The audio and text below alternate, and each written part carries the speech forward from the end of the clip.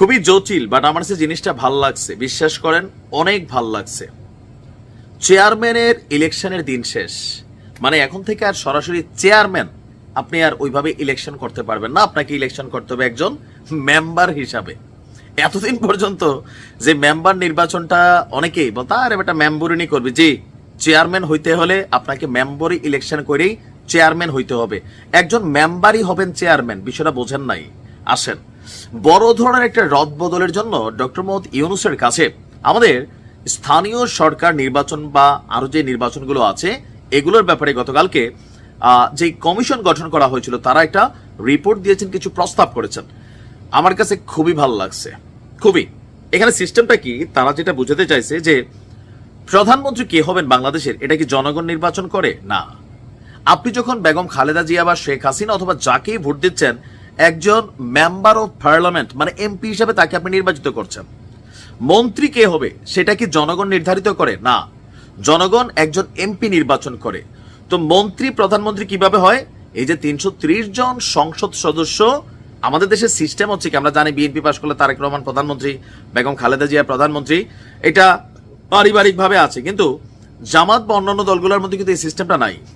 ওইখানে আপনাকে সিস্টেমে আসতে হবে। তো ওই সিস্টেমের কাছাকাছি আমার ধারণা যেটা করতে চাচ্ছে যে সংসদে যেমন প্রধানমন্ত্রী নির্বাচিত হয় মেম্বারদের ভোটের মাধ্যমে, নিজস্ব ইনসাইড কাউন্সিলিং এর মাধ্যমে, আবার মন্ত্রী কে হবেন এটাও কিন্তু ভোটের মাধ্যমে হয় উন্নত দেশগুলোতে। বাট আমাদের দেশগুলোতে দলীয় প্রধানরা চিহ্নিত করে দেন, অমুক তুমি এই মন্ত্রী, অমুক তুমি ওই মন্ত্রী। এখানে এমপিদের আল্লাহর কাছে দোয়া করা ছাড়া আর কোনো অপশন থাকে না যে এ হেরে ভোট দিবে।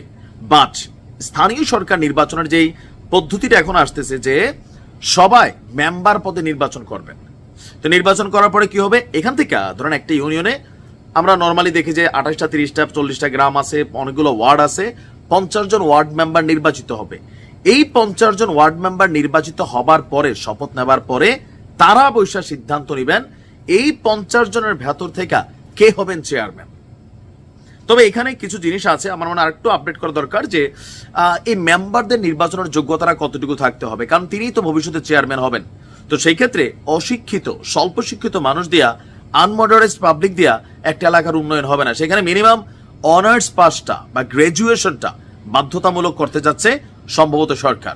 আমার কাছে ভালো লাগছে, কারণ আপনি ভাই একটা ইউনিয়ন চেয়ারম্যান হবেন, আপনি ক কইতে পারেন না, খ কইতে পারেন না, 2 লাইন ইংরেজি জানেন না, টাকা আছে, ক্ষমতা দিয়ে হয়ে গেছেন, এগুলার দিনটা আসলে বদলানো দরকার লোকাল পিপলদের জন্য। আরো মজার বিষয় হচ্ছে এবার আরো একটা কঠিন সংস্কার হচ্ছে, স্থানীয় সরকার নির্বাচনে কোনো মার্কা থাকবে না। বোঝেন নাই?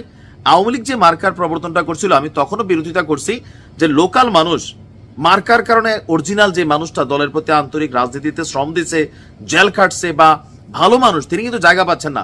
ওই উপর থেকে টাকা টোকা খাইয়া সিন্ডিকেট হয়ে একজন মানুষ আসতেছেন, আমি দল দেখা মার্কা দেখা তারে ভোট দিচ্ছি, আর ভালো মানুষগুলো বিরোধী দলে যাচ্ছে, মানে বিরোধী পক্ষ হিসেবে ভোট করছে, অনেকে ওই জায়গাগুলোতে জিতছে, তাই না? এই সিস্টেমটার বিপক্ষে কিন্তু বিএনপিও গেছে যে না, স্থানীয় সরকার নির্বাচনে মার্কা থাকবে না। তো যেহেতু মার্কা নাই, আপনাকে একটা নিরপেক্ষ ভোট ফেস করতে হবে। আর এটা ফেস করার জন্য একজন মেম্বার মানে এখন কিন্তু একজন চেয়ারম্যান। কারণ এই 50 জন, কথার কথা আপনার ওয়ার্ড, গ্রামে বা এলাকায়, ইউনিয়নে 50 জন মেম্বার মিলে সিদ্ধান্ত নেবে 50 জনের মধ্যে কে হবে এলাকার চেয়ারম্যান। তবে এই ক্ষেত্রে টাকার খেলা বাংলাদেশে সবসময় ছিল, আছে।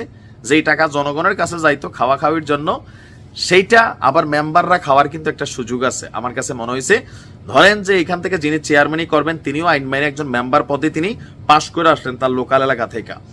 এরপরে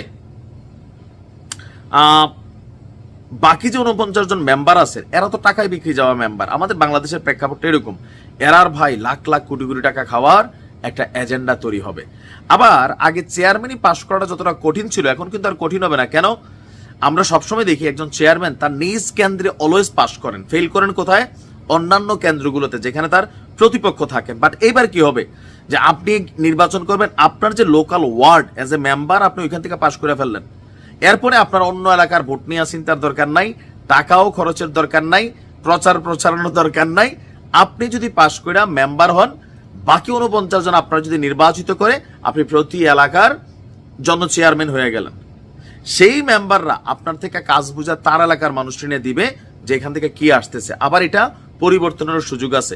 অনেক সুন্দর সুন্দর এই প্রস্তাবটা আমার কাছে ভালো লাগছে। সত্যি সত্যি এরকম সংস্কার হওয়া আসলেই জরুরি।